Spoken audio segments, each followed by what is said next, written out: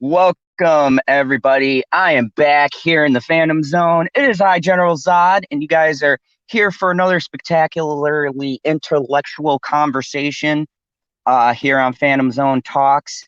In case you're wondering why I was running late, I sent this man the link a little bit later than I wanted to. I was falling asleep in The Rise of Skywalker. So go ahead, sir. Introduce yourself to everyone who might not know who you are.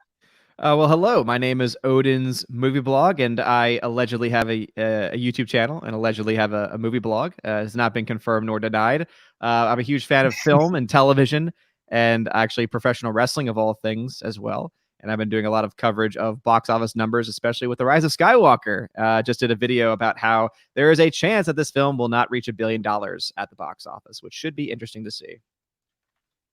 Ooh, so we got all sorts of awesome stuff to talk about today. But yes, I am so glad that you took the time out of your busy schedule to talk with me, because the point of these interviews is I like people to get to know the people they consider the fandom menace, doing air quotes. Get to know the people behind the channels and, why you guys do what you do. And that, at the end of the day, we all have a love for film and for cinema. I've actually been listening to your channel for a while. I had Josiah Rises on the other day, and I was actually saying, like, you, Josiah, and the gang, I started listening to you guys actually before I listened to Jeremy from Geeks and Gamers. So I've always gone on your movie stats actually when I go to see a movie and stuff like that. So I was excited to get you on my channel.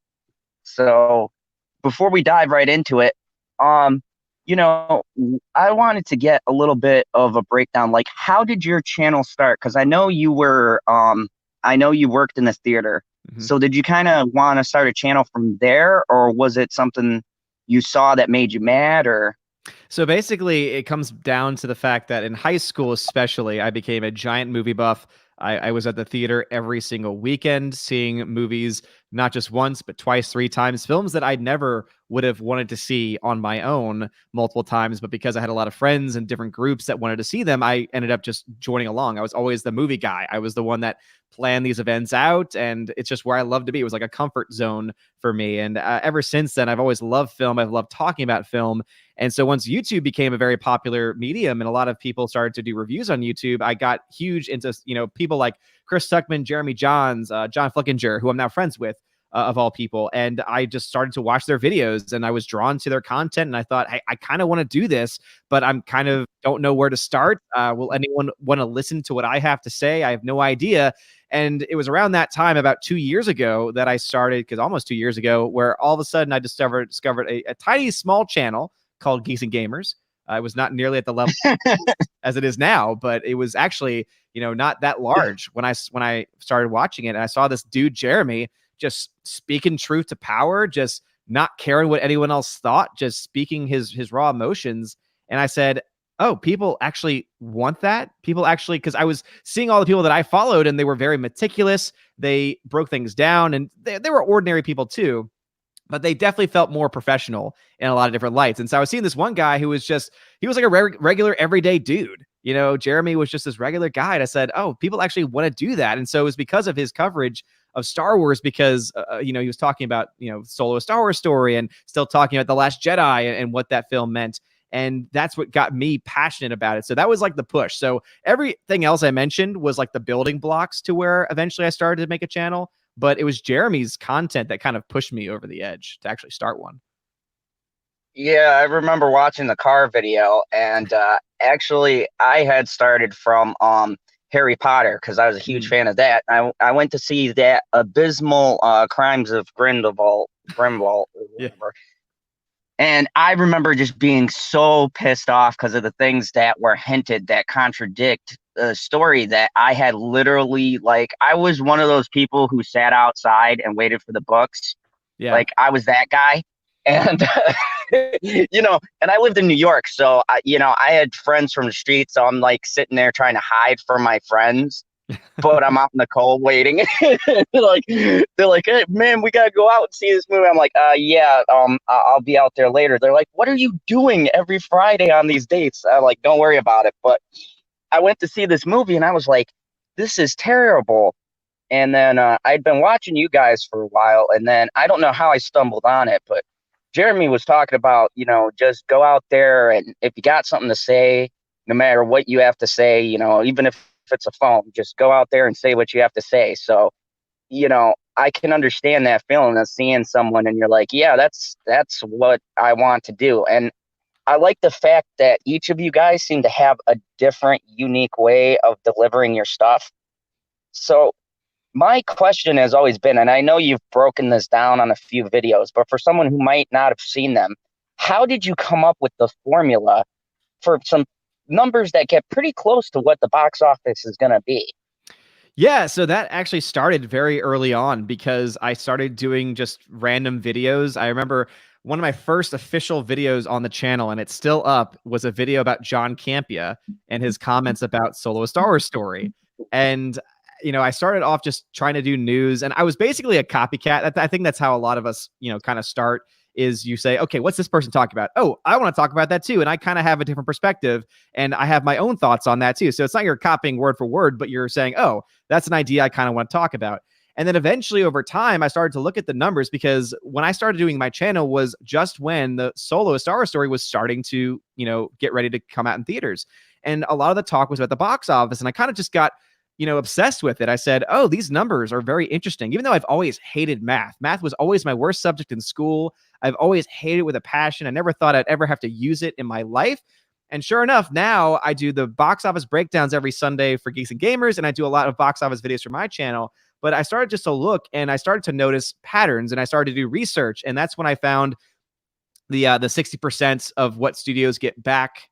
I got that metric from just doing a lot of research into different articles, different industry standards, that type of thing. I can't remember where I found the articles, but I just looked up how much do the studios actually make. And sure enough, there were articles out there explaining how much money studios actually make, because we always see these numbers, billion, $2-3 billion.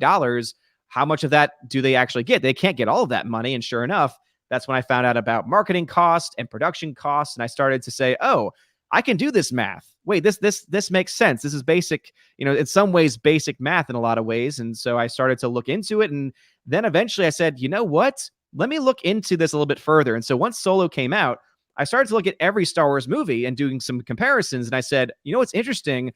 These films are tending to make, in all the cases, between 50 and 60% of their entire box office in the first 2 weeks. And so I started to apply it to other movies, and I saw that it held up too. In almost every single case, any film that has a international release and there's nothing crazy about the release schedule always falls somehow into that percentage range. And so from there, I just decided to start applying it. And once I started doing the box office breakdowns, I started to apply that to everything. And now I finally, because of one of my subscribers, JJ, he said, you should make an Excel sheet. So that way you can have like a visual aid. So you can show us the numbers and you can show us what they mean, and it might be helpful. And I said, oh, that's a great idea. And so now, I have the website that I've been working on for a long time. It's very, very basic, bare bones. And I'm hoping one day in like a few years, I can make it into something more. But I have a section on there now dedicated to the box office. And yeah, it's been kind of crazy to think about how it all started and where we are now with it. Yeah, I gotta be honest with you. I hate math with a passion. Me too. Your your channel was the first one that goes, numbers. They're actually useful. Because I sit there and listen. Like I always listen to your box office breakdowns because I find it helpful in comparison to when I do a review. And like you said, I've also pulled from different sources. And which, by the way, Jeremy Johns is one of my favorite reviewers as well. I heard you throw that out there. I was like, yeah, one day that's like my dream goal is to like meet him or something. But anyways, I'm looking at your numbers and like just about every time you've always seemed to hit the mark, and it's so funny because we hear a lot from the shills. We hear a lot from people who get angry and defend things, which there's nothing wrong with defending something that you like. But one thing that you can't deny, and one thing that always seems to be on point, and I've said this in my reviews too, is that numbers don't lie. I mean, you can get mad and say, oh, a movie is this and that. And, films are inherently subjective. But one thing you can't lie about as far as success goes, concrete, tangible evidence, is the numbers on paper. And that's why I always thought it was interesting that you took that approach because, you're right about that. Numbers don't lie. I mean, you can say a movie's great. You can say that it's doing this and that, but what the numbers show on paper can prove or disprove that. Yeah, because I've always had that mindset where I do believe there is an objective standard for film. I think that there's objective and subjective. So that's why in my own site that I have, it's reviews and it's, hey, here's where you can leave your objective point of view. And I break it down into categories so that people could say, oh, there is kind of this objective standard because the screenwriting could be great, but the acting could be crap. That's going to change my overall grade of the film because of the way that all works out. But it can definitely still have that subjective element to it. But when it comes to box office, there's no subjective element to that. There's different rules of thumb. There's different methodologies. Some people use multipliers. Some people use different percentages. But it all comes down to the fact that they're all going to be based in mathematics, and mathematics is not philosophy. It's something that is you have to follow certain rules. You can't just make things up, out of thin air. You have to follow this specific set of rules. And it's served me well so far. And anytime I've made it, because obviously I hate math too. Like you were saying, you hate math, I hate math too. And yet I'm doing it almost every single week now. But whenever you make a mistake, you say, hey, I made a calculation error. Here's the error that I made. But you can always catch where you made the mistake because it's objective, because it's fact-based. Yeah. And then you have those anomalies like Captain Marvel. And, if you've ever perused my channel, I've done I haven't done as many probably Brie Larson videos that are floating out there, but I take credit in doing the longest rants on them. And despite that was one thing that I thought man, that beat the statistics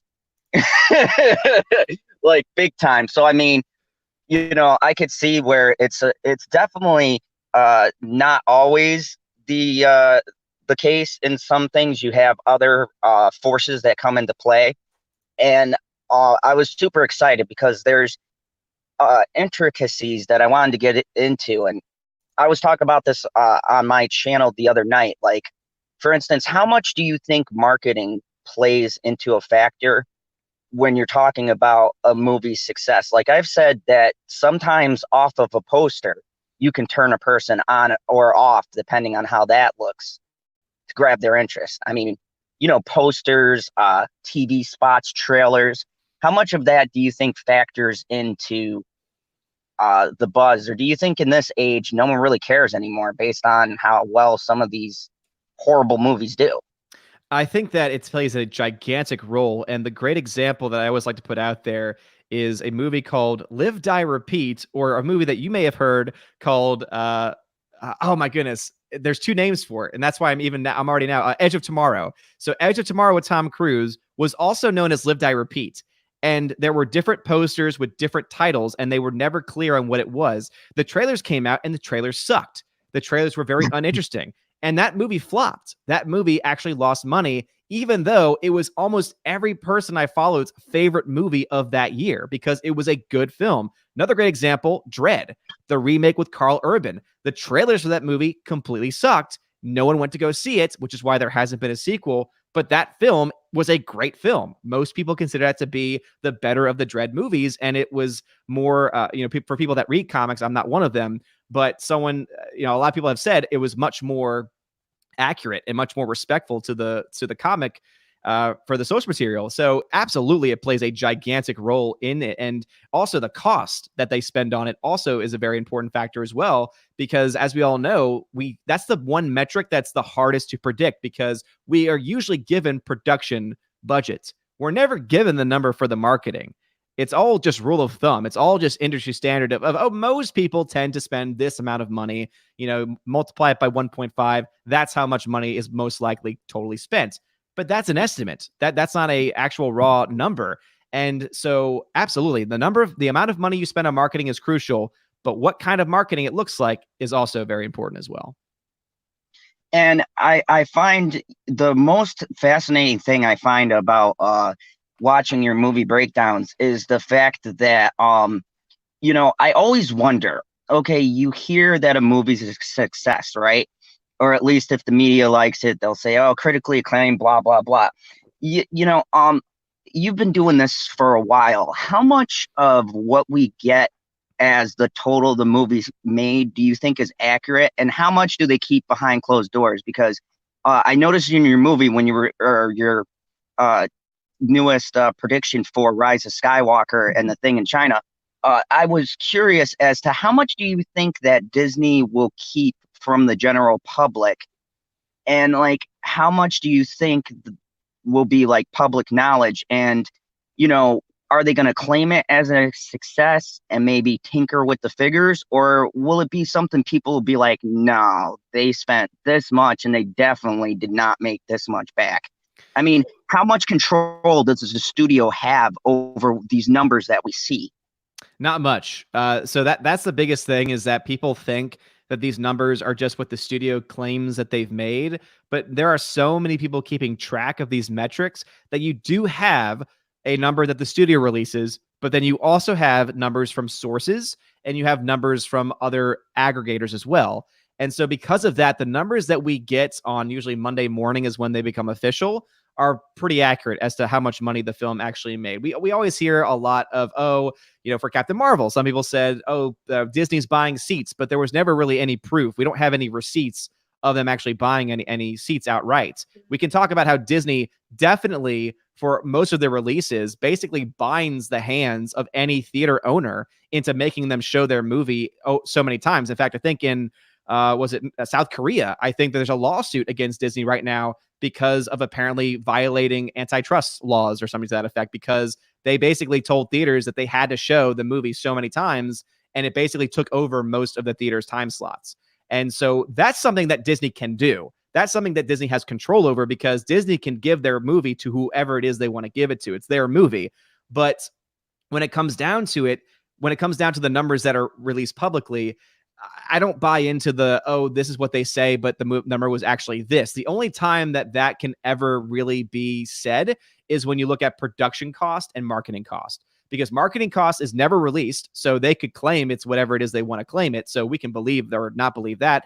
And then production cost is usually also never completely clear either. That's why when you go to Wikipedia, for example, they'll tell you, the only article that said anything about their production costs gave us a range of between 200 and 300 million. Well, that's $100 million of a range there. that's kind of a little bit. So I believe them when they release their numbers, but they can, as far as fudging it go, production numbers, they can give a very wide range and therefore not make it very clear. But I don't think they totally just make up numbers altogether, unless it's production marketing, because of obviously those question marks that are left there. And I'm so glad you brought up that myth about empty seats, because I still work at the theater, and I know for a fact, and you could probably even back this up, there's a lot of times where people will pre-order, right? Mm-hmm. And those tickets are already in the systems. Unless you get a refund, that money is still going to the company, mm-hmm. but those people might not show up. Yeah. So you could come and say there was supposed to be a big gathering, right? So from your perspective, you're going to walk in the theater and go, wow, this theater's empty, and this is supposed to be a big, release. But mm-hmm. someone could have had those seats pre-ordered and then just never showed up. They could have changed the date. Mm-hmm. There's so many other factors that people don't see, unless you're working in the theater. And that thing with Disney is so true.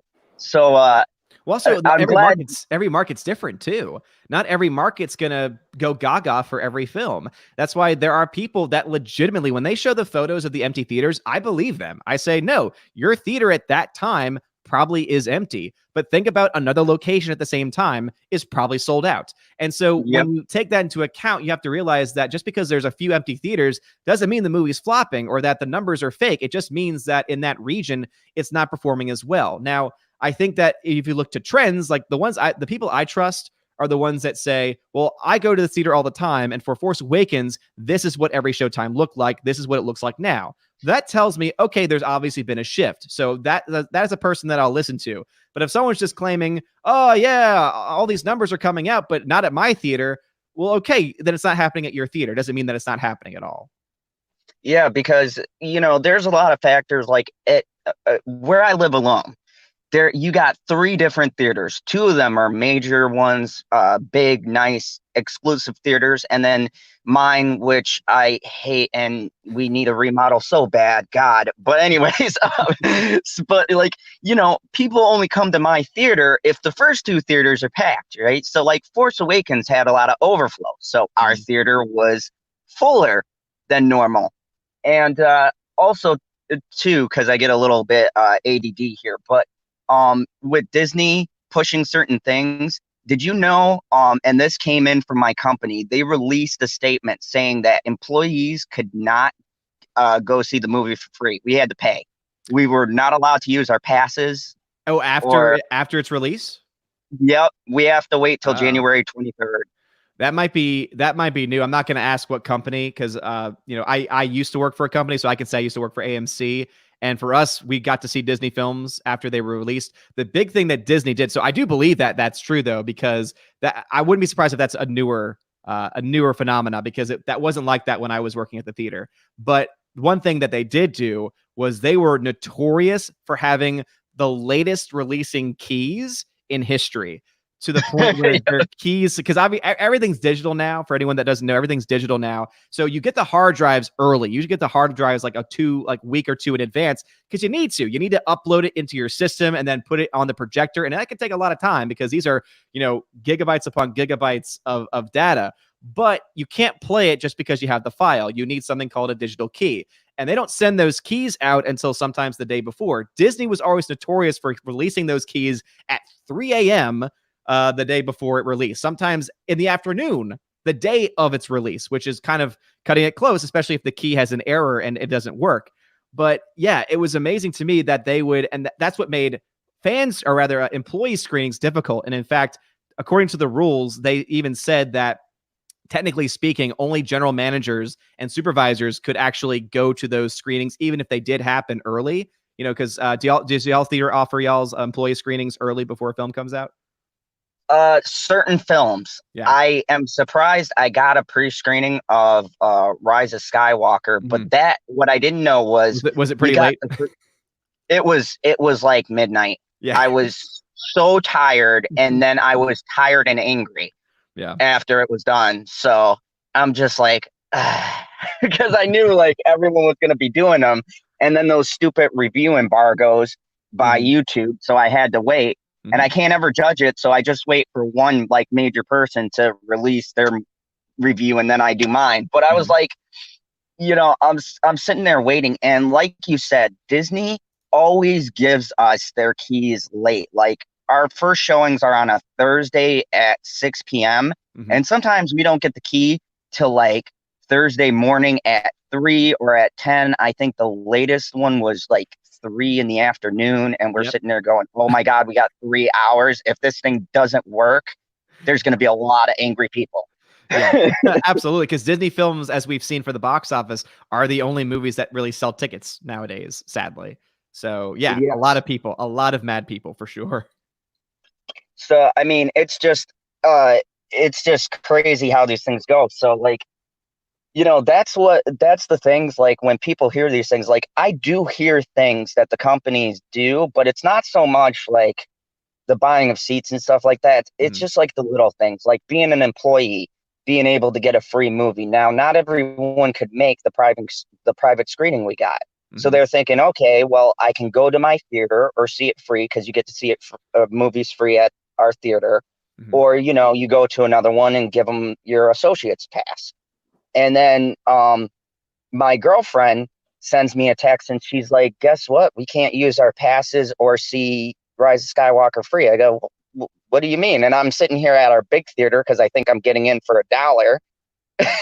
And she goes, no, the Disney sent out a message to our particular chain and said that they are not allowing anyone to see the movie until January 23rd who is an associate for free. And I'm like, Wow. January 23rd?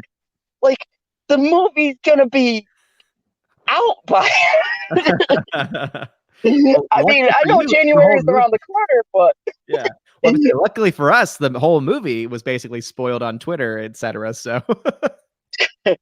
Yeah, and I wanted to get your opinion on that. I know I've heard Jeremy come out and say some things, and I gotta say, I did a stream on this with I think he's still in the chat, LB. He's a great guy. He's got a great channel, and we talked about The Force Awakens, and we did our spoiler review. And he was upset because Twitter threads were spoiling it, and I was too, because if you look at like Avengers, right? There were people in my theaters getting into fights, like fist fights, because one person came out and very loudly talked about the ending of the movie. And so I had to grab this guy and be like, it's the journey, man. Don't worry about it. It's a good movie. Just go and see it. You'll be fine. Right? So I had to calm someone down. And then you got this where like there's a complete disregard. And I know a lot of people are jaded. I mean, I'm a Star Wars fan. I was born in 84. One of the first laser discs that I saw, kids at home, if you don't know what that is, that was like the first DVD player. I saw A New Hope on Laserdisc, and it was like larger than life for me. You know that feeling, like when you see a good movie and it's just like, wow, it's almost like a life-changing experience. So I know the feeling of being a fan and having your franchise destroyed in front of your eyes, and then like the ashes thrown in a grave. I understand that feeling because I feel it too. But at the same point, I do think it's kind of wrong to retaliate by spoiling a movie for people, because we can't get down to the level of the shells, because they're on the opposite end. They'll praise anything. I mean, look at John Campion. My God. I was surprised he disliked this, honestly. Yeah, me too. I was thrown for a loop when he said he didn't like it. I know, like I was like looking, and I just like I'm not subscribed to his channel, but I just like to look at it because on my channel I do the great shilling, and if he has a really good review where he's shilling it up, I like to analyze it and talk about all the aspects he's wrong in. And I'm watching it and I'm looking at his Twitter he posted. I'm like, wait, what? He doesn't like it. I mean, I had to play it several times. I'm like, there's a movie John Campion doesn't like? I mean, I can't think of a movie where he's come out and been like, no, I don't like it. He always finds like the high note. And this time, like nothing. And I'm like, wow, I'm in an upside down universe. What's going on right now? Oh, no, absolutely. And it's amazing because a lot of people seem to be falling on that side of it as well, of just not being a huge fan of it. And there's only a couple people that I can really think of that actually full bore say they love this movie. They think this film is fantastic. And one of those guys is the guy that, we didn't make fun of, because it's not right to make fun of someone for their reaction to a film. But he was the guy that got famous because he was crying during the Rise of Skywalker trailer. It was being shared all over the place. But now he's made a review that was just shilling all over the film and then blaming Russian bots for the negative press and basically calling out negative people. And I'm like, dude, we didn't even go after you. Like, we protected you and said, no, man, like that's totally right for you to feel this way. And now he's going after people himself. And so his comment section is just filled to the brim of people calling him out as just being a regular consumer. And it's like, consume. That's all you got to do. Because he was talking about how he has the Star Wars cup and the Star Wars popcorn bin, and he has everything from the film and everything from the theater. But getting to your point about spoilers, I'm kind of mixed on it, because I don't think you going to someone else's Twitter feed and sharing spoilers, that's a dick move. That's not cool. You going out of your way to spoil something for someone, that's not cool. But at the same time, if you're covering the Star Wars news and you're already covering spoilers, and then all of a sudden you find out that the spoilers you've been covering have been confirmed, and you just retweet it or share it to your feed, that I don't really have much of a problem with, because that's your own feed. People are choosing to follow you. They should know that you're covering spoilers already if they're following you, with any sense of detail.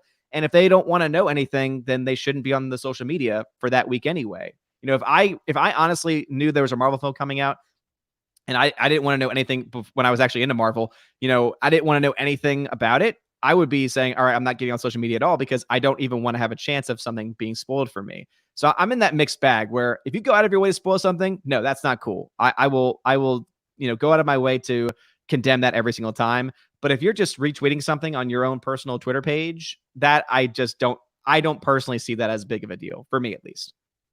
And it's that fine line. I think the problem is, okay, and I'm gonna assume both you and me are a little advanced in our age, so we remember the good old days of dial-up and things like that. You didn't have the social media the way it is now, where everything is out there. Information and knowledge is so accessible. Mm-hmm. So it's hard keeping anything a secret. But me personally, there is one thing I find funny. Now, and I always like to do this contrast, because I find it fascinating how you have two brands under the same company, but one seems to run theirs slightly better. So you take Marvel, for instance, versus Lucas. Now, I could imagine leaks coming out and Marvel squashing it right away. Like, Mm-hmm. Marvel had several different cuts of the trailers. They had several different things thrown in that was never in the movie, things like that. I mean, it was literally impossible to really find out what was in that film, right? It was like guarded. I picture like a guy with a gun guarding this copy of Endgame until it came out, right? Like how it should be. Your movie should be kept under wraps, right? And then you have Lucas on the other end, where like everything they do, it's like a big ass hole in the ship, and no one tries to plug the leak. The question, and I want to pose a question to you: where do you think that you have the person who is supplying this information, and then you kind of have the company where you're like, hey, where are you guys stepping in, monitoring this? And they can't say, oh, it's impossible, because I mean, look at other companies. They do it all the time. Mm-hmm. There's some movies that come out and I'm like, when did this come out? And it gets all this buzz. I'm like, wow, that was a good film. How come there was like nothing on it? And I feel like companies are doing that on purpose, because with the way that the web is, if you have even one thing come out, it is all over the place. Yeah, no, So, I mean, absolutely. And I think that what's really crazy, as you mentioned, is that they really haven't done a lot to squash these rumors and these leaks coming around, especially on Twitter. I mean, there's posts that were made now days ago that are still up that have spoiled images. There are images that we got opening or the premiere night. So before the film even premiered in theaters, it premiered in Hollywood. We had that night pictures from the movie confirming the leaks. Those are still up. Because I know I retweeted a bunch of those and they're still up. And I don't think any accounts have been shut down or banned or been given any type of warning. And I think that for a lot of other films, they would be doing that. So it kind of makes me wonder, is it just that they've become so apathetic themselves where they say, you know what, I don't care anymore? Or could it be that they think that this is going to build interest, even if it's negative, and that's going to help them somehow? I don't know if they're trying to play a game and try and say, oh, maybe we can get some money out of this, or if they're just apathetic at this point. See, that was always my curious question about this situation, is that I've never encountered anything, and probably both you and me have seen a lot of films in our day, and I've never covered a movie where these leaks and spoilers just happen to be out there and no one's saying anything, no one's trying to squash it. Like, normally you get a company that will jump right on that and be like, nah, we got to take this down. We got to start pulling these people down, because, they're giving away our movie and we want to save it for the audience. And I almost get a feeling like maybe they are testing to see exactly where the audience is, and just allowing this to go on to be like you said, build that intrigue. And there is that old saying, any press is good press. Yeah. Even if it's negative, right? but not always. That's it's a mantra, but it's also not always true, because sometimes negative press is just that, negative press, and could have a very severe impact on it. And yeah, with these leaks, I think you're right. I think that it is just showing that there's an obvious change going on. Someone in the chat I see mentioned that they think that they came directly from Lucasfilm themselves, and I think there's definitely a possibility, because they weren't coming from the premiere night, because the photos that we had actually came out before the movie started playing at the premiere. So it means that there likely were some Lucasfilm employees that got to see a screening and took pictures and started to send those out. And it's phenomenal. It really is. And also too, normally I stay away from that. Normally I'm, scared to share those types of images, because normally when you share spoilers like that, you get the copyright infringement stuff, etc. But for this one, it was so pervasive. I saw it on everyone's timeline, everyone's feed. I'm like, okay, well, obviously they're not doing anything about it. So, hey, I'll join in, because I've been talking about the spoilers, and it'd be nice to tell everyone, hey, by the way, the spoilers that we've been talking about are all true. So it's amazing that they have not done anything about it. Yeah, and it just fascinates me, because at a point I stop and I look, and it's become I feel like it's become a game with a lot of companies of, when something is, got this kind of negative attention to it, they think in their heads, well, we might lose money on this, so how can we spin this? Even if it's like this negative press, how can we spin this to our advantage and get the people to still come and see this movie, right? Mm-hmm. Because I feel like it's on the other end of things too, where they could be like, maybe we'll get people to come because they'll be like, nah, that can't be true. That can't be right. I got to go see it for myself, right? Mm-hmm. I know I've got a lot of friends like that. Like, I'll tell them, hey, this was a horrible movie. You shouldn't go and see this. And they'll be like, oh, no, now I got to see it. It can't be that bad, Yeah. Oh, yeah, absolutely. That's what happened with Cats. I saw Cats and I gave my review, and everyone was like, oh, my gosh, this sounds so terrible that I have to actually watch it. But notice the difference there, right? That is a movie randomly coming out. Yeah, it's based on a musical based off of a, T.S. Eliot poem, etc. But this is a franchise. Like, Star Wars is a little bit different, because it's a franchise that's been around for many, many years now, and there's been a buildup, and this is supposed to be the end of that saga. And so I think that you're not as likely to get as much of that, oh, I need to see this train wreck, rather than you'd rather get instead, oh, this is how it ends? Nah, I don't want to see that. I think that the reaction is different between the two. Yeah, it's all fascinating. And that brings me to my next question, because we all seem to talk about this, but I don't know if you've noticed. Now, I can't remember exactly everything that's come out this year, and I'm going to go back through and look at the movies, because I plan on doing my top 10 movies of 2019 and my top 10 worst movies of 2019. Mm-hmm. And I'm looking back, and is it just me, or has this year been a really bad year for movies? Like, not as bad. I must say, not as bad as you would think. I think that if you look back, and it depends also how many, working at a theater, I imagine you've seen a lot more than most people, because obviously yes, whenever you get those free movies, you take advantage of it, and it's a beautiful thing. But I actually found it was pretty easy to come up with my list I have 14 in my current top movies of the year. And you think back, and yeah, there were some really crappy films this year, but I think what really this year made the difference between this year and other years is that now more than ever, the indie films have really taken over.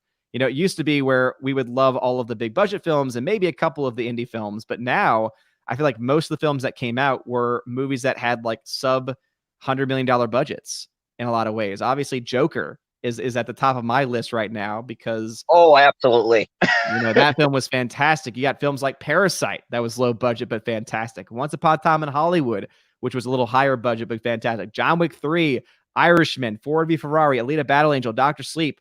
I like Brightburn, Yesterday, Shazam, Fighting with My Family. I even like Detective Pikachu as well. So these are all films that I think are ones that we might be overlooking and we might not be giving a lot of credit to because of how crappy the giant films of the year, like Endgame, or now Rise of Skywalker. And I think that might be tainting how we look at the entire year overall.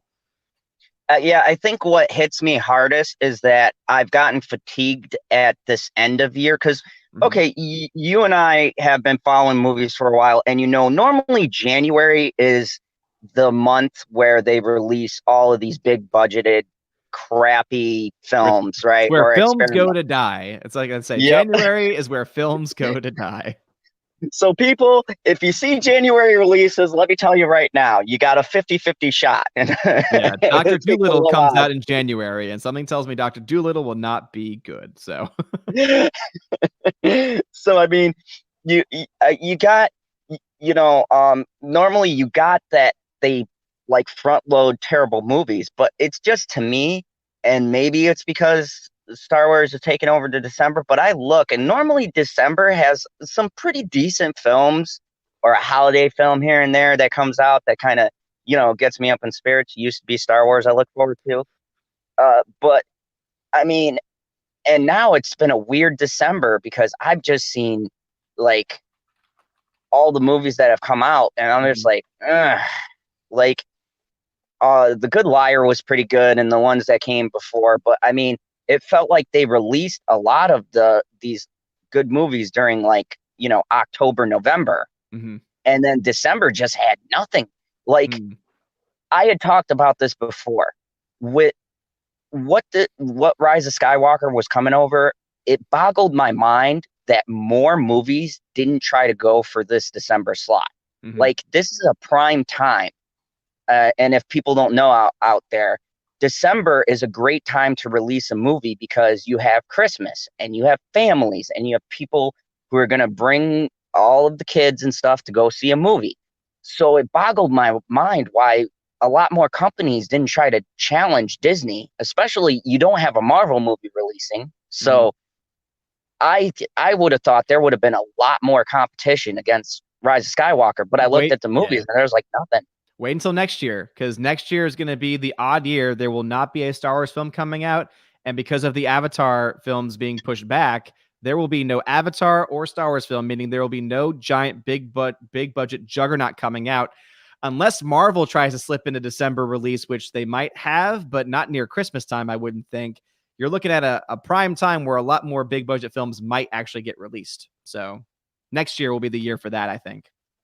Yeah, it'll be interesting to see. Yeah, there's still a few movies left to come out, though, and some that were good. I just got back from Jumanji, and overall, it was an okay film. I like the first one better, but you still have films like Uncut Gems, which it has a limited release. That's with Adam Sandler. I've heard good things about that. 1917, World War I film that I think a lot of people are looking forward to. So that comes out on Christmas Day. Christmas Day is going to get a lot of these, you could argue Oscar bait type films. But a few of them actually look pretty good, like 1917. So I am very much looking forward to that movie. Yeah. I tell you, I can't wait for that. I'm actually looking forward to that Christopher Nolan movie. I know that's not coming out until 2020, but Tenet. Tenet looks fantastic. Yeah, I was looking at it and I like, now that is how you do a trailer. There's like hardly anything. It's very intriguing looking, and I've liked every movie he's done. I even loved Inception. But yeah, I mean, I found it very interesting overall this year. And the other thing that I wanted to talk about with you, what are your feelings about the political agendas these days? And now, do you think we're starting to see a shift now in the way that movies are choosing to do things? Because I noticed that there was a big push, and now I'm looking at these newer trailers and it seems to be dying down a bit, and they seem to be steering away from that. Do you think in 2020 we're going to see a lot less politics put into films now? Not in 2020. I think 2020 is going to be a very political year because it's an election year. The That's right. the Hollywood elites have been very clear about how they feel about the current political climate in the United States. So I think next year is going to be miserable. I think next year is going to be filled to the brim with identity politics in films. That's why I'm actually really concerned for films like Black Widow, because the trailer looks great, but it's still Marvel. Marvel's been moving in a certain direction, and it's an election year, and we all know that they're going to use that platform for films like Black Widow and other films that are giant big budgets as ways to try and get attention on the political climate and try and push their political thoughts. So it's going to be awful next year, I think. So yeah, after that, I think it'll start to die down because, you know, Gary over at Nerdrotic says all the time, these things go in cycles. And I think there's a lot of truth to that. So I could see us getting kind of to the point of winding down, but not until after this year. This coming year is gonna be a rough one. I'm hoping 2021 can turn things around, not just in culture, but also in the film world as well. But yeah, next year kind of is shot at this point. And I just wanted to say, hey there, Mega Jeti. Hey, Moira, good to see you.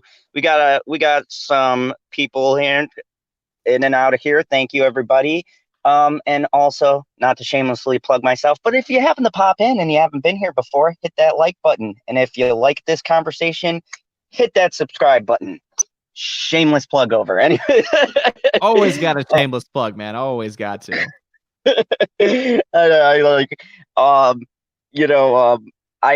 used to like hate doing that, but then I'm like,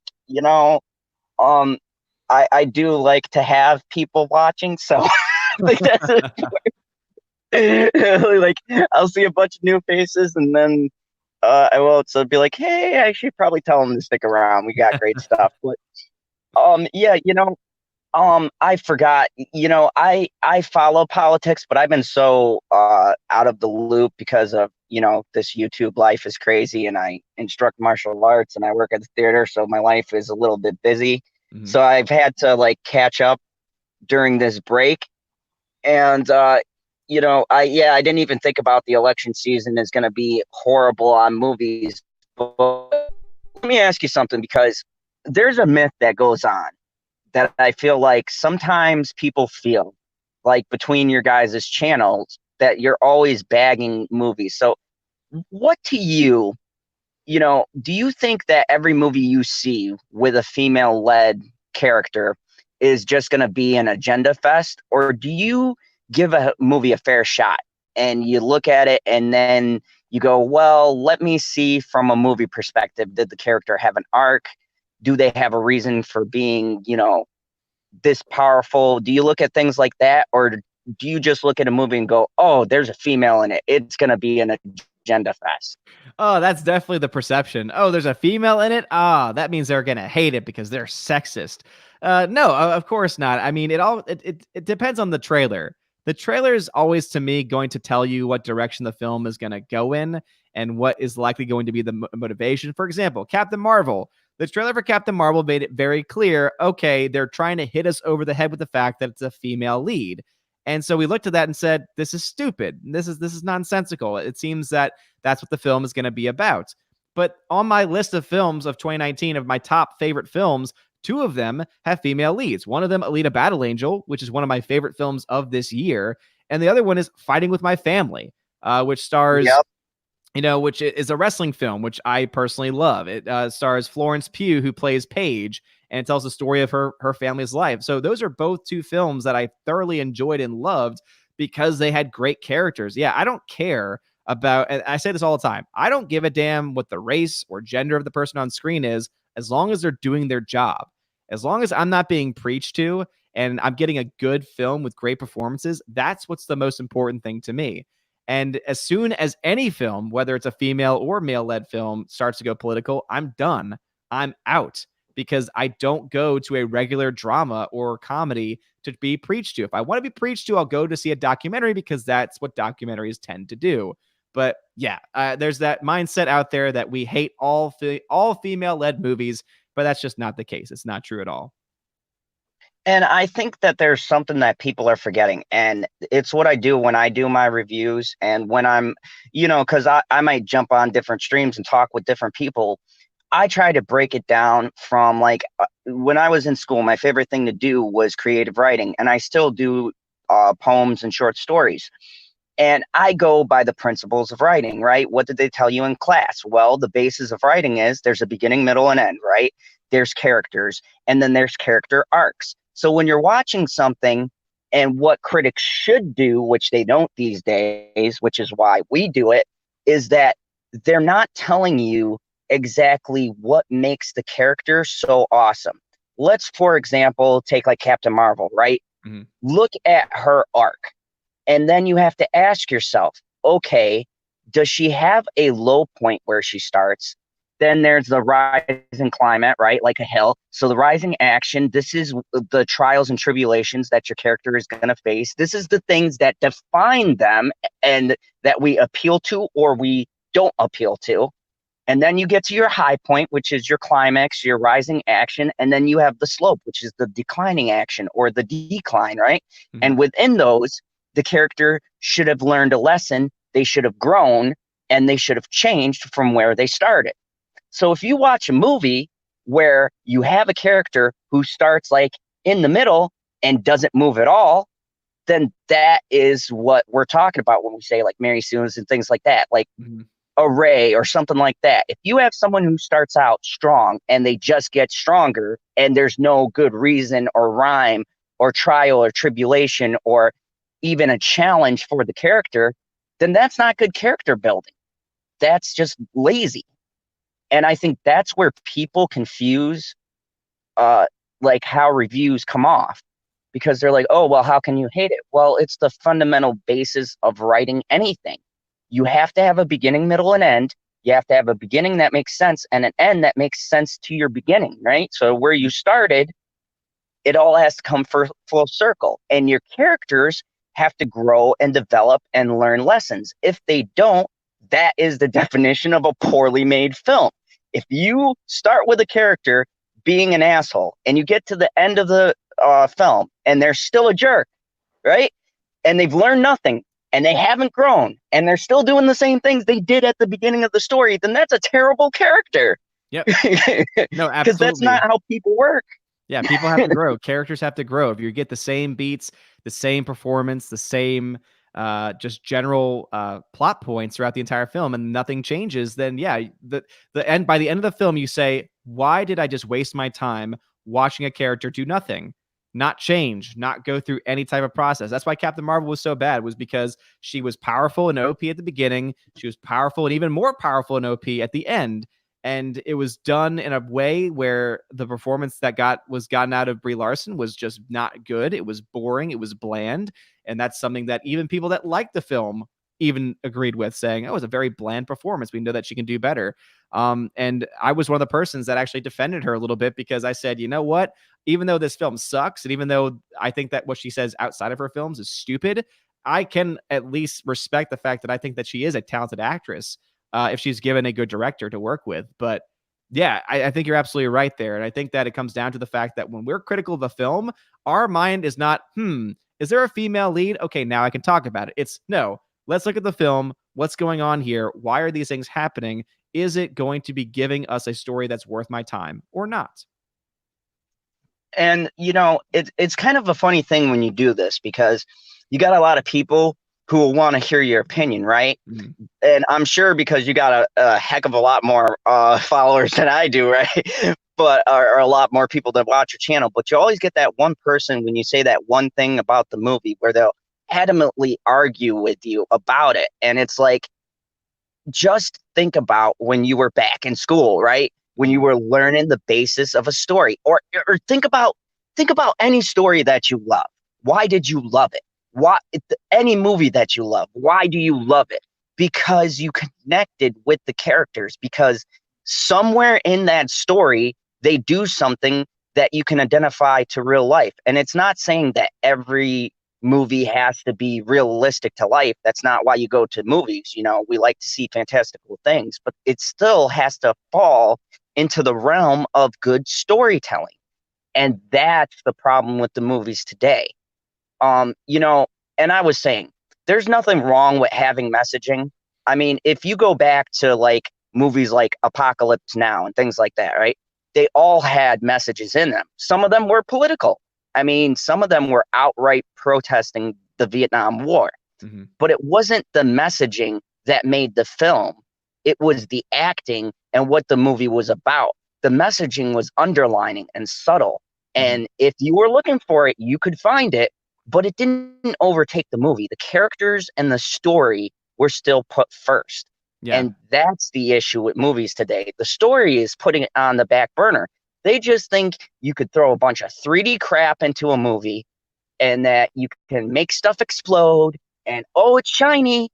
And, you know, for the normal moviegoer, sure, that's good. But for people who want to see a good story, they're being cheated. Yeah, no, and they're being cheated out of good. Yeah, and that's a great point, because we are seeing that, especially in the current modern giant juggernaut films, where, for example, with Star Wars, the mindset of the Kathleen Kennedy regime was the Force is female. That's the end. That's our main goal. The Force is female. The future is going to be female led. And then everyone's like, okay, so how are we going to write that? Doesn't matter. Let's start off with the female character. Let's get that first. Okay. So you're right. It starts with the messaging first, and then the story is built around it. But because the messaging is first, it means every single choice you make is going to be influenced by that political choice. Versus, hey, this is a story, Vietnam War. Hey, this is something that's going on right now, and I think that I have something to say. So I'm going to tell a story that I think needs to be told. And in that story process, eventually there is a message that comes out of it. So there's a difference between a message that comes out of your film naturally versus you forcing your message at the forefront and then the film coming out right after. And I think that that's the biggest difference in today's modern Hollywood, is that they focus so much more on political messaging being the forefront and the focal point, and then the story is supposed to come later, as you said, versus, okay, let's make a great film that might have political messaging to it, but it's natural to the story. Like, as I said, if I go to see a historical drama that deals with slavery, guess what? I know what I'm getting into, and I know the story they're telling. I'm not going to say that's woke. I'm not going to say that's political, because it's being historical. It's being hopefully historically accurate. Yep. You know, versus I'm going to see a superhero movie, and in the middle of it, you have a character saying something that is not really fitting into that character's personality, and that happens to be also a political point that they're making. You know, there's a huge difference between those two things. And, you know, here's the thing. I don't fault Daisy Ridley. I've heard her outside, and you know as well as I do, because we follow the articles and the interviews. That's what we do, right? And she seems like a genuinely nice person who, you know, is trying her hardest not to, like, go one way or the other. She seems like a genuinely nice person, just given poor direction. And, you know, the problem with, like, say, a Ray is that I don't think that there was a plan, or maybe there was a plan and it just went off the rails somewhere I'd say probably Last Jedi was when it went off the rails. Because when you look at Force Awakens, whether you like or hate that movie, me personally, I'll always say I like the movie. You know, it had an interesting start. I can almost see interesting threads being built. And that's the biggest thing that annoys me about this whole thing, is that I can see the story threads. You know what I mean? I could kind of see what he was going for. And then you have a middle piece. And I tell people this all the time. I say the problem with these films and the problem with doing these movies the way that they did them is you can't do a trilogy where the middle of your story is messed up. You can have a messed up beginning and fix that. You can have a messed up end and disappoint people. But when you mess up the smack dab middle, that's bad. I mean, that's like picture Lord of the Rings having that middle piece all messed up. And then you get to, like, you know, you have the Two Towers, and say, for instance, that goes awry, right? And then you try to fix everything in the Return of the King. Well, how do you do that? You've messed up the middle portion of your story. That's where in the trilogy you build more character development, you learn more details. You're supposed to be progressing the story. And I think this is what people fail to see when they see when people talk about this stuff, why they're so salty. It's because you have a point in the trilogy where the whole middle piece was so messed up. And I mean, as far as character development goes, seeing Rise of Skywalker now irreparably messed up. Yeah. Like, But also, speaking of Rise of Skywalker, because I think that's a good point too, is that the point of the third film is to conclude the trilogy. But what Rise of Skywalker had to do was it had to fix the problems of the previous movie and then conclude the story. That's not what a third film should do. A third film is spending a lot of its time fixing the problems of the first, rather the middle film, as we've been talking about. That's a big issue because that means it's taking more time away from the conclusion, which means things are going to get very messy, especially if you just have one film, because you only have so much time to tell that story, which means you only have so much time to dedicate to actually fixing the previous installment. And so that's why this trilogy ultimately fails, because the first film was mostly solid. You know, I'm kind of like that too, where I think that The Force Awakens was a fine movie. Was Rey Mary Sue? Absolutely. Were there problems with the story? Absolutely.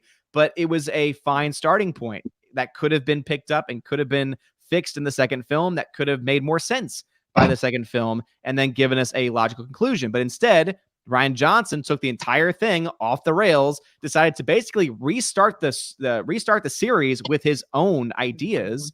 And by doing that, he had to, or rather, J.J. Abrams in this case, had to not only address what he mentioned in his first movie, but also address and fix the so many problems that were addressed by Rian Johnson. So, yeah, the third film should be ending the story, not having to fix the previous installment. Otherwise, it falls apart. yeah, and that is the problem. Like, see, the biggest problem with this film, and I talked about this with LB the other night, was that, and I think he put it the best. And LB, I know you're in the chat listening, so I'm just going to steal this from you. He said things happen because, and I think that that's a great quote, because really, when you stop and think about it, because you have no continuity between the two films, when you see stuff happening, it's just, you're supposed to take it on faith. It's just because. Why are there Star Destroyers that are in the ocean floor? Because why can Palpatine take down a whole fleet of these ships, but then Rey can stop them with a lightsaber? Because Thousand Jedi. But yeah. just roll with it.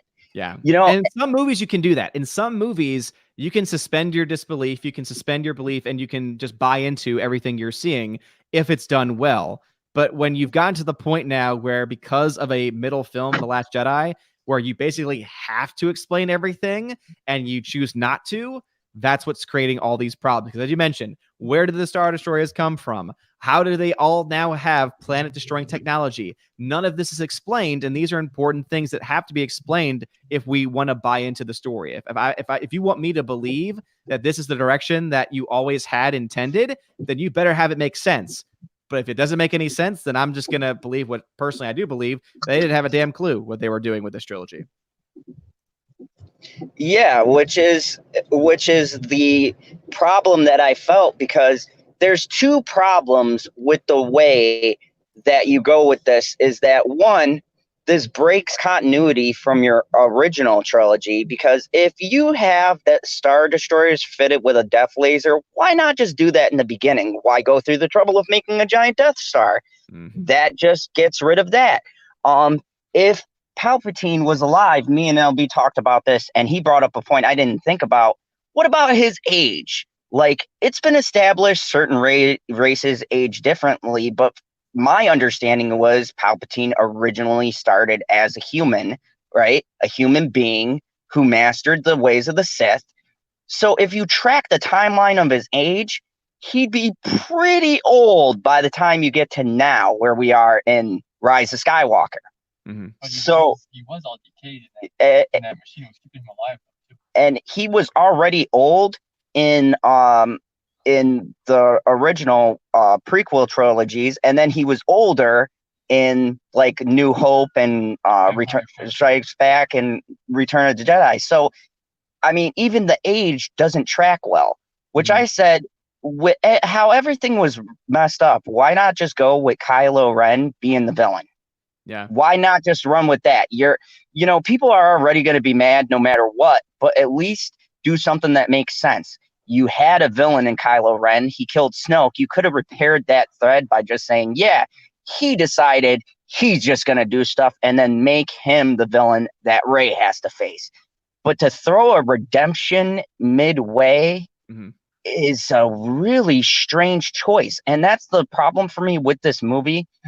It's not that I don't understand what he was trying to do, and even at some points go, all right, I see what you're trying to do here, JJ. You're trying to do a little bit of, damage control, and you're trying to please some people. But in pleasing people, I felt like he sacrificed a lot more than just scrapping this stupid idea with Palpatine and just doing something different. Yeah, but even with Palpatine, they could have had it make some sense, and they decided not to. They decided that they did not need to or want to explain how he survived. They just wanted to give a throwaway line of, oh, but I have mastered the dark side, and that means I have powers that some consider unnatural, when they could have easily made a point to say, oh, he's mastered cloning. He had a clone made of him, and then when he got destroyed, his force life, his force power left his body before he died, before the body was destroyed, and went into his clone. Then people could say that might be convoluted, that might be stupid,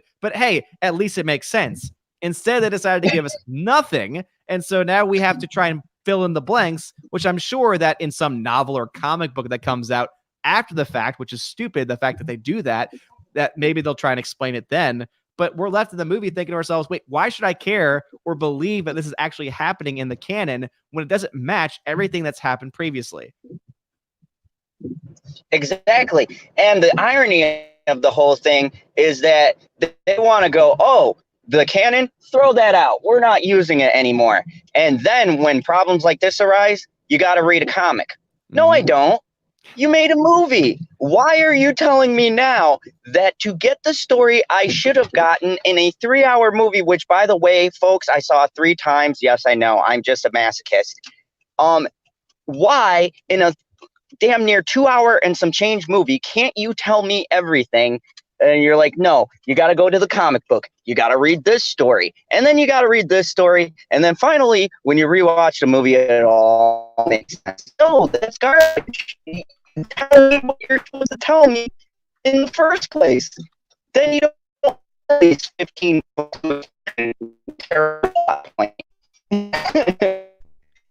You're starting to sound like a robot a little bit. Hello? Hello? Hello? Can you hear me? Oh.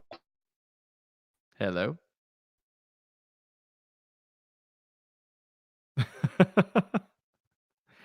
Can everyone in the chat hear me? Oh, looks like it's my show now, everybody. How is it going? I'm assuming that he'll be joining back in. But let's see here. Lily Banter is laughing. Thinks it's funny. Thinks it's entertaining. Hello, hey, sir. Sorry about that. That's okay. I had the show to myself for a while, so. Oh. Yes. I had to adjust the rabbit ears. There you go. But yes, I just, and this isn't just Force Awakens. I know that, or Rise of Skywalker. I know that that's just the new film we're talking about. This is just in general with movies. Mm-hmm. There's a lot of movies that come out that just do the same thing.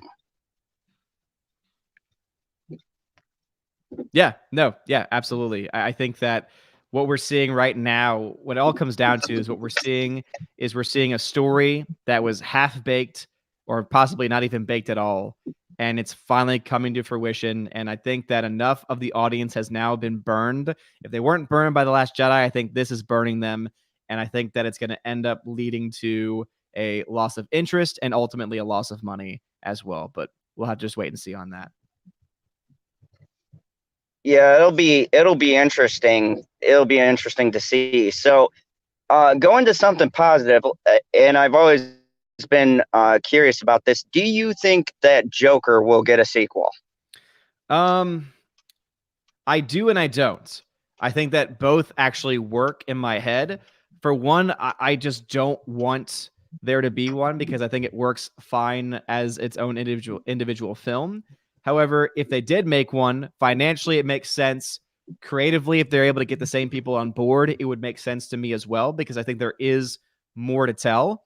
If you had to ask me where I'm leaning more towards no. And it's not that I don't think that there will be one, it's just that I don't want one.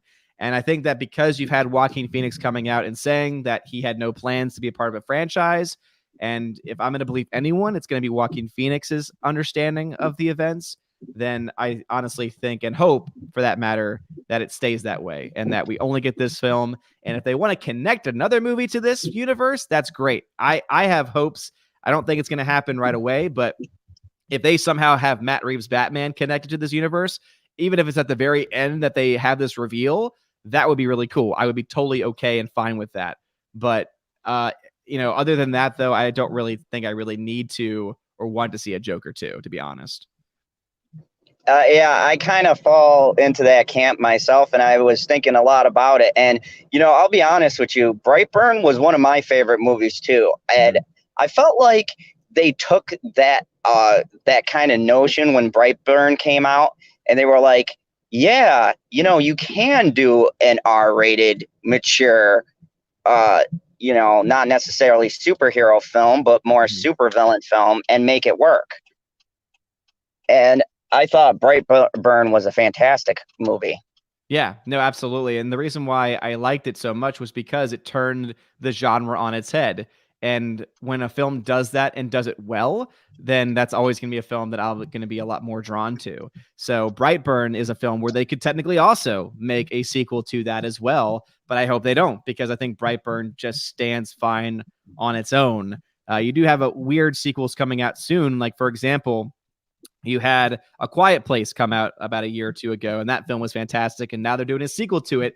And it makes sense because, yeah, they could. They absolutely can make a sequel because of the world that was built by that film. Same thing with Joker. They don't even have to have it be a sequel about the Joker. As I said, they could do a Cloverfield universe where everything is taking place in this Gotham City. You could have other characters in the same type of Gotham with the same things going on taking place, and that could work as well. I would much rather see a universe be built than just a direct sequel, because direct sequels and trilogies, etc., can get very tiresome if they're not thought out well enough.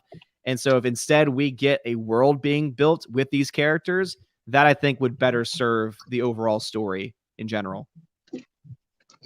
And that's interesting you say that, because I think that there's a difference. Like, when people talk about like sequel movies and things like that, I think there's a huge difference between making sequels and then building worlds and placing characters within those worlds. Like you said, world building as opposed to sequel building, which I think makes for a lot more stronger storytelling. Because sure, you could still have the same narrative. You can even mention the characters to give the people that familiarity, but link different people to that. And I've heard that DC, because I'm a huge DC fan, some may say that I shill for them. I mean, I know you can tell by my name, but I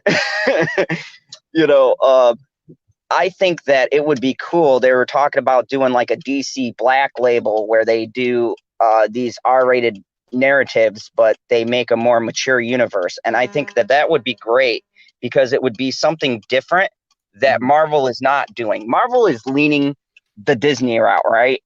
And I think people are tired of seeing movies like that. I mean, don't get me wrong, I'm not hating on Marvel, because I know when you say you're a fan of DC and then you start talking about Marvel, people come out of the woodwork. People, I like them both. But I think that you see very different, distinct styles of writing between the brands. Like, to me, DC has always been more gritty, where Marvel has been more kind of sunny, light, optimistic. And I think that DC, their biggest strength is playing off of that dark and gritty. And with Joker, that's proof that there's a clear market for it. Yeah, I and mean, also the big question with Joker 2, though, is how much did the faux backlash and all the news stories that claim that it was going to cause all this violence that never actually came to be. A question also needs to be asked about how much did that possibly impact its overall total, because I think a lot of people saw that movie because they heard about it in the news. It was free press. You know, we're talking earlier about how bad press can sometimes be good press, and in this case I think it was because people saw this and they said, wait, a movie is going to cause people to kill each other? That sounds kind of interesting. Let me see what this is all about. So I think that's a part of it too. But yeah, you're absolutely right. Even if there wasn't the backlash, the film still would have been successful. Would it have made $1 billion? I'm not quite sure about that, to be honest. But would it have been hugely successful? Absolutely, because the movie was just well done. As you said, DC fans have been hungry for good movies because we really haven't gotten any. So the fact that this is a out of the park, one of the best movies of the year type of movie, not just one of the best DC films of all time, but of the year, I think that had a huge impact on it for sure. yeah, like, I mean, I would be down because I've heard a lot of different things being pitched around, like a Lex Luthor movie and things like that, but taking it that route. And I think, like you said, these movies and DC in general has one major problem that Marvel doesn't seem to have. And DC has a problem with its directors, I feel. Like, you get some of those movies like Aquaman, whether you like or hate it, that did good, and I personally thought it was all right. You have Wonder Woman, which was stellar. You had Shazam, which was great. I think it relies heavily on the director you get, and I think that what DC needs to do is do what Marvel does, and they need to be pulling from good directors. And I don't know, after watching Tross, I don't know how I feel about the rumors of JJ coming over, but yeah, my big hope on that is that the JJ coming over is either thwarted or lessened by this news, and that would definitely be pushed forward if the movie comes under what they think it's going to make. If the film comes under $1 billion, that would put it into negative loss territory. If that happens, then I think that they might rethink or rework that contract with JJ. If it doesn't, if it makes the billion, if it makes the 1.1 billion, which right now is the top number I have, which obviously could be higher depending on these numbers that come in. If all of that stuff happens, then JJ, unfortunately, even though he's pissed off so many fans in so many franchises at this point in time, now you have Star Wars, you had Star Trek, and add DC to the list if he's indeed involved with that a lot. Man, oh man, that's going to be, I would say, a terrible nightmare for DC fans overall. yeah, because I mean, I've never had, like, look, I've Miss Sarcastic Nerds. I hear her ears are probably going to be ringing, but we've gotten into heated debates. I don't personally think that JJ is necessarily a bad director. I just think that he needs people to write his stuff. I think he has a problem with endings, like anyone who wasted their time on Lost. Yeah, he admits it himself. He says, I've never been good with endings. And it's like, great. Glad that you said that right before the ending of not just a trilogy, but of an entire saga of 9 movies. Great. Yeah. It's like, thank you for that, JJ. I appreciate it. So, you are right. He's not terrible, because I looked at films like Super 8. I love Super 8. It's a self-contained movie that obviously he borrowed a lot from other films, especially Spielberg, but it was a self-contained film and it worked. I think that if he stays on those types of projects, that he can make decent films. His problem is when he tries to get into these giant world-building films and he tries to go past one movie. If he was just the guy that set up movies, I think people would actually be more fond of him. Imagine if he was the one that set up Star Trek, but didn't do the other two, and they turned out differently, and they were actually better films. More people might have a positive view about him. He did The Force Awakens, but let's say you had someone competent do The Last Jedi and then someone else competent take care of it. I mean, you could have it be where people say, okay, he's not great, but you know what? He's not terrible. He's kind of like that, that warm-up act. He's like, oh, he's a good warm-up director. He's good at starting something. He's good at putting certain ideas out there. He's just terrible at everything else. And I think that more people might think that if that's but unfortunately that's not what he's doing. So right now all we can see is the crap that he's been doing. So And I've said that DC right now is missing a Kevin over there mhm. because it's a directionless ship, and that's apparent by the different quality of movies. You can't Mhm. you can't say that there's someone actually running something when you watch one movie and it's awesome, and then you watch another one like 6 months later or a year later and it's crap, and you're like, what happened? Clearly you don't have anyone who's really manning the helm and saying, okay, this director and this director did this, so we need to do this.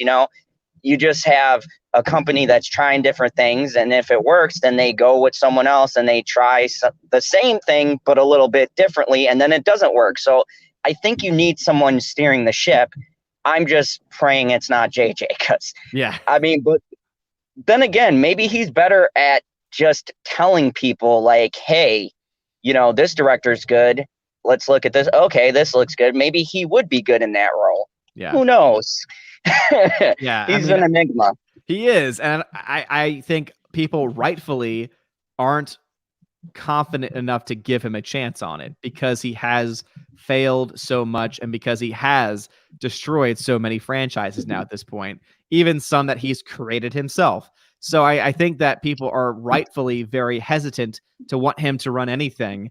And because, Gary talks about this all the time about how many fingers he has in the pot, about how he has people in every single major franchise right now, and just how crazy the power that this dude seems to have is in Hollywood. And if he was the one that was put in charge of not just DC, but even of Warner Brothers Productions, oh man, it's going to be an interesting next few years coming out of Bad Robot, to say the least. Oh boy. Yeah, that's going to be, I'm sure that's going to lead to some awesomely interesting conversations about the direction of all these new things that will be coming out. So, I'm hoping it's like a Benioff and Weiss situation where, Marvel's like, nah, guys, after Game of Thrones, nah, we're just going to take a hard pass, because I love that statement that came out where they were like, oh, they went to do something on Netflix. So you're telling me they're going to give up Star Wars to be like, oh, yeah, we're going to go and do something on Netflix. Yeah, even though they were given $250 million contract with Netflix, that's a lot of money. But if most directors dream of having the chance to work on Star Wars, and especially for those two, I could see them before they screwed up everything with the last couple of seasons, and that last season especially. I was excited to see, and some people might not remember this, but we were all excited when they were announced before season 8, and some would say 7 and 6, but before season 8 especially, most of us were excited about what they could do in Star Wars. People started talking Old Republic. They could do amazing stuff with that. And we were all excited. We were all pumped. And then season 8 happened and everything just fell apart. And we said, oh, this is what happens when these two guys are left on their own. Great. And then you take into account also the fact that they rushed through the process because they wanted to try and get to Star Wars quicker. And now they're not even doing Star Wars anymore. So, yeah, these people in Hollywood are just ridiculous with their projects. Yeah, and I think that, those guys are another interesting example of, like, they're weird because they actually are dependent on material, where, like, once they stopped following George's stuff, that's when that show went off the rails. Mm-hmm. Yeah, absolutely. And so,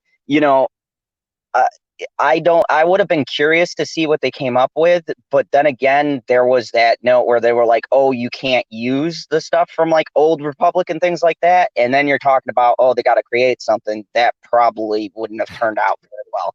So yeah, if they were adapting material, if they got some of one of the EU writers, one of the EU novel writers, and that was the person's story they decided to use, and they took that person on, and that person was on set with them writing the script, etc.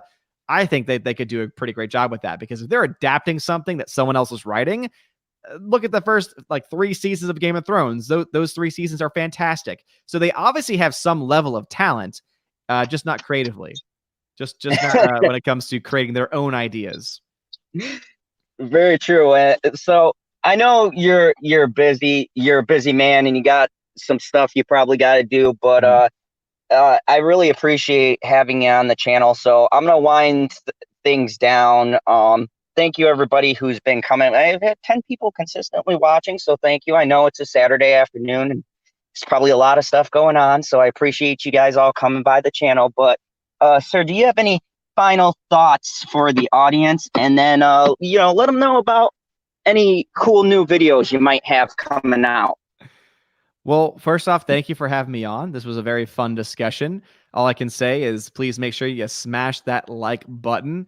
It really does mean a lot to the silly YouTube algorithm. I still don't quite understand it myself. I just know that it does mean something. So please smash the like button, hit subscribe if you've not done so already. And as far as future videos go, tomorrow we finally get the actual official estimates for opening weekend of Rise of Skywalker. We'll get an idea of how much it made in places like the UK and France, Germany, what it actually made in China. So these are numbers that are going to tell us a lot, because then we can compare them to the opening weekends of Last Jedi, etc., and get that idea of just what kind of loss we're looking at here between these films. So I'm very excited to work on that, because, as we started off the conversation about with the box office numbers, whenever I have numbers to work with, I'm a happy guy. When I don't have numbers to work with, I get driven crazy. So. And I don't want to see what a crazy Odin would look like. It's not pretty. Lightning. It's not pretty. But anyways, I appreciate having you on, and people in the chat, I kind of got caught up in the conversation. So if I didn't answer your questions, I do apologize. If you do have any questions, just shoot them in the comments below, and I'll answer them to the best of my ability. And I really appreciate you coming on. To let everyone know, I will be returning for our Monday night will just be Monday, because we don't have a Mandalorian coming out. It's normally Mando Monday, but there's no Mandalorian. So I'll be doing a review with the normal gang when that comes out. So check that out. And I just want to say thank you. You're all breathtaking. And as always, remember, the only rule here in the Fandom Zone: kneel before General Zod.